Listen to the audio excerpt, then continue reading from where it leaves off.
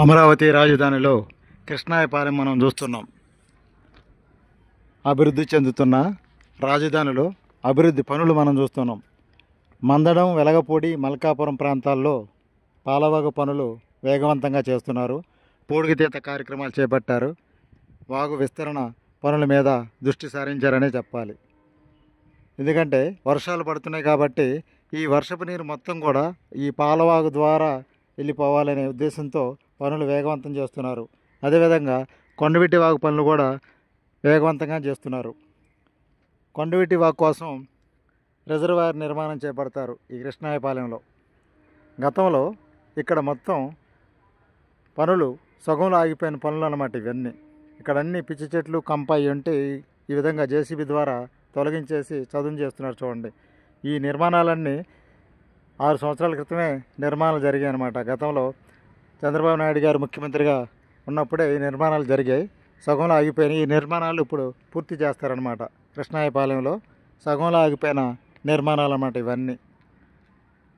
ఈ కృష్ణాయపాలెంలో రిజర్వాయర్ ఒకటి ఏర్పాటు చేస్తారు.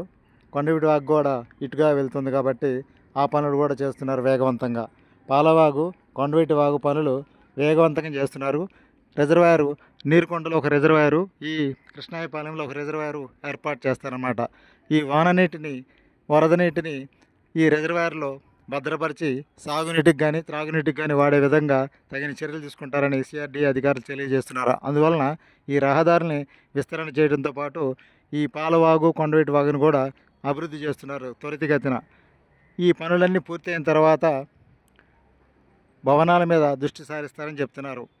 ఐకానిక్ టవర్ల వద్దకు కూడా మళ్ళీ మరొకసారి వాటర్ చేరింది. ఆ ఐకానిక్ టవర్ల దగ్గర వాటర్ను కూడా తోడేస్తున్నారనమాట. ఈ విధంగా పనులని వేగవంతం చేస్తున్నారు. అదేవిధంగా సిఆర్డీఏ కార్యాలయానికి కూడా దాదాపుగా పనులన్నీ పూర్తి అయినాయి. అతి త్వరలోనే ప్రారంభిస్తారని చెప్తున్నారు. సిఆర్డీఏ కార్యాలయం కూడా కార్పొరేట్ స్థాయిలో ఉంటుందన్నమాట. AC systems అమర్చేశారు. మార్బుల్ పని పూర్తి అయిపోయింది. సీలింగ్ వర్క్ పూర్తి అయింది. గ్లాస్ వర్క్ జరుగుతుంది. ఇంటీరియర్ డెకరేషన్ మొత్తం పూర్తి అయిపోయిందనమాట సిఆర్డీఏ ప్రధాన కార్యాలయం. ఈ విధంగా అన్ని ప్రాంతాల్లో, అన్ని చోట్ల కూడా అభివృద్ధి పనుల మీద సిఆర్డీఏ అధికారులు దృష్టి సారించారని చెప్పాలి. ఏదైనా సరే గతంలో ఆగిపోయిన బిల్డింగ్ నిర్మాణాలు కూడా, జడ్జీల భవనాలు కానీ, ఆఫీసర్స్ భవనాలు కానీ, గ్రేడ్ 1 ఆఫీసర్స్ భవనాలు ఇవన్నీ కూడా గతంలో ఆగిపోయినాయి. రాయపూడి ప్రాంతంలో అవి కూడా, ఆ బిల్డింగులు కూడా సగంలో ఆగిపోయిన బిల్డింగుల్ని మళ్ళీ తిరిగి పునఃప్రారంభం చేశారనమాట. ఈ నెల మొదటి నుంచి చేశారు. అంటే గత నెల మొదటి నుంచి కూడా ఈ పనులు వేగం చేశారు. ఏదైనా సరే ఆగిన పనులన్నీ పూర్తి చేయడానికి సిఆర్డీఏ అధికారులు పనుల్లో వేగవంతం పెంచారని చెప్పాలి. దీనికోసం సుదూర ప్రాంతాల నుంచి, అంటే ఇతర రాష్ట్రాల నుంచి కూడా చాలామంది కార్మికులు వచ్చారు. వారి వసతి ఏర్పాట్లు కూడా చేస్తున్నారు. షెడ్లు నిర్మాణం కూడా పూర్తి చేశారు. క్రేన్లు, జేసీబీలు ఇవన్నీ కూడా, యంత్రాలు ఇవన్నీ కూడా చేరుకున్నాయి రాజధానిలో. అదేవిధంగా బసవతారకం క్యాన్సర్ ఆసుపత్రి సమీపంలో రోడ్డును కూడా అభివృద్ధి చేస్తున్నారు. ఈ విధంగా అన్ని రోడ్ల పనులు చురుగ్గా జరుగుతున్నాయని చెప్పాలి. కార్మికులకి వసతి, షెడ్ల నిర్మాణం కూడా వేగవంతం చేశారు. వారికి సౌకర్యం కలిగజేసినట్లయితే వారిని షిఫ్ట్ల వారీగా నియమించి పనులని వేగవంతం చేయొచ్చనే ఆలోచనతో ఇలా చేస్తున్నారన్నమాట. అదేవిధంగా విజయవాడ వెళ్ళే పశ్చిమ బైపాస్, అంటే చిన్నకాక నుంచి నిడమర మీదుగా, వెంకటపాలెం మీదుగా, కృష్ణానది మీదుగా గొల్లపూడి వెళ్తుంది కదా, వెస్ట్ బైపాస్, విజయవాడ పశ్చిమ బైపాస్ రోడ్డు, నేషనల్ హైవే, ఆ పనులు కూడా దాదాపుగా పూర్తి కావచ్చుని. కొన్ని చిన్న చిన్న రోడ్లు లింకులు తప్ప దాదాపుగా పూర్తి అయిపోయిందని చెప్తున్నారు. ఇటీవల ప్రధానమంత్రి నరేంద్ర మోడీ గారు రాజధాని వచ్చిన సందర్భంలో దీని మీద ట్రయల్ రన్ కూడా నిర్వహణ చేశారు హైవే రోడ్డు మీద. ఈ విధంగా దాదాపుగా వెంకటపాలెంలో పనులు పూర్తి అయినాయి. చిన్నకాకంలో కూడా పనులు పూర్తి అయిపోయినాయి.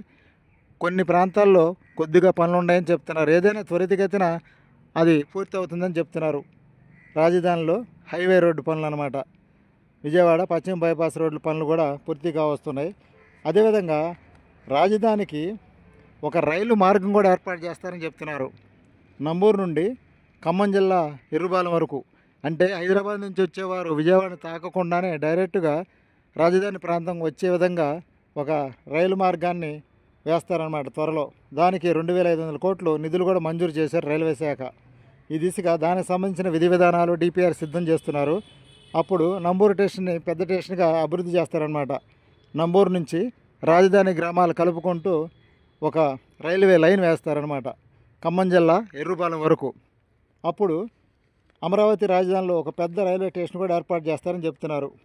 అంటే ఇంటర్ మోడల్ స్టేషన్ ఏర్పాటు చేస్తారన్నమాట. వారణాసి రైల్వే స్టేషన్ ఉంది కదా ఉత్తరాదిలో, వారణాసి రైల్వే స్టేషన్ మాదిరిగా అమరావతిలో ఒక మోడల్ రైల్వే స్టేషన్ని ఏర్పాటు చేస్తారు అమరావతి రాజధానిలో. ఈ విధంగా ఇటు రైల్వే లైన్లు వేయటం ద్వారా, అటు హైవే రోడ్లు వేయటం ద్వారా, ఈ విధంగా పాలవాగు కొండవీటి వాగు పనులు విస్తరణ చేయడం ద్వారా, రిజర్వాయర్ నిర్మాణం చేపట్టడం ద్వారా అన్ని రంగాల్లో కూడా అన్ని ప్రాజెక్టులు ముందుకు తీసుకెళ్లే విధంగా పనుల్లో వేగవంతం పెంచారని చెప్పొచ్చు సిఆర్డీఏ అధికారులు. ఈ విధంగా ప్రతి వారం పురపాలక శాఖ మంత్రి నారాయణ గారు, ముఖ్యమంత్రి చంద్రబాబు నాయుడు గారు వీటి మీద సమీక్షా సమావేశాలు నిర్వహణ చేస్తున్నారు. రాజధానిలో పనులు ఎంతవరకు చురుగ్గా పాల్గొంటున్నారు కార్మికులు, ఈ విషయాల గురించి కూడా ఎప్పటికప్పుడు చర్చిస్తున్నారన్నమాట. దీని మీద సిఆర్డీఏ అధికారులు కూడా వేగవంతం చేశారని చెప్పొచ్చు. అభివృద్ధి చెందుతున్న రాజధానిలో పనులు కూడా వేగవంతం చేసినట్లయితే త్వరితగతిన నిర్మాణ పనులు పూర్తి అవ్వచ్చని చెప్తున్నారు. అంటే వచ్చే 3 సంవత్సరాల్లో సగంలో ఆగిపోయిన బిల్డింగ్లన్నీ కూడా 3 సంవత్సరాల్లో అమరావతిలో తొలి దశ నిర్మాణాలు పూర్తి చేసుకోవాలనేది ముఖ్యమంత్రి చంద్రబాబు నాయుడు గారి ఆలోచన విధానం.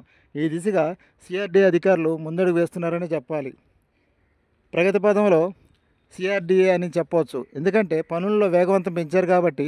అదేవిధంగా సీడ్ యాక్సెస్ రోడ్డు కూడా విస్తరణ చేస్తున్నారు. సీడ్ యాక్సెస్ రోడ్డు నుంచి గతంలో ఆగిపోయిన రోడ్డు ఉండవల్లి వైపుగా కలిపే దిశగా నిర్మాణాలు ప్రారంభం చేశారనమాట. అది మంగళగిరి హైవే రోడ్డుకి కనెక్టివిటీగా ఉంటుందన్నమాట. రాజధానిలో అభివృద్ధి పనులు